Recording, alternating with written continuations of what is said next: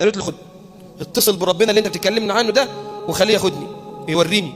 وبينما هذا الشاب المستقيم يمشي داخل المول وجد فتاة متبرجة، يعني تكاد تكون عارية، متبرجة جدا، حتى أنها في داخل هذا المكان فتنت كثيرا جدا من الشباب، مشي وراها طابور كده، شيء عجيب جدا.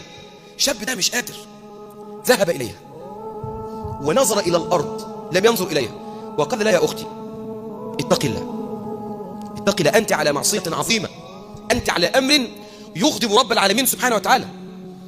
الله عز وجل قادر على أن يأخذك وأنت على هذه المعصية، فاتقي الله. أنت عارف تعمل إيه؟ أقسم بالله العظيم ماذا حدث. طلعت التليفون بتاع الموبايل واديته للشاب ده، قالت له خد، اتصل بربنا اللي أنت بتتكلمنا عنه ده وخليه ياخدني يوريني. ناس كتير جدا على فكرة كده، أقسم بالله العظيم الشاب ما مسكش التليفون في إيده أصلا وما كلمها.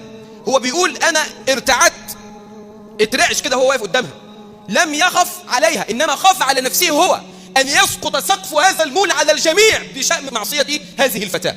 بيقول أنا سبتها وطلعت أجري، بيقسم بالله العظيم، وكثير من الواقفين يشهدون على ذلك. بيقول بعد 50 ثانية، يعني حتى الدقيقة ما مرتش، بعد 50 ثانية سمع الناس داخل هذا المول صرخة عظيمة جدا، والتف الناس حول هذه الصرخة. فالشاب بيقول أنا وقفت عايز أعرف في إيه، بيقول رجعت وجدت الناس مزدحمين على شيء، بيقول دخلت أشوف وجدت هذه الفتاة قد سقطت على الأرض وفاضت روحها إلى الله تبارك وتعالى.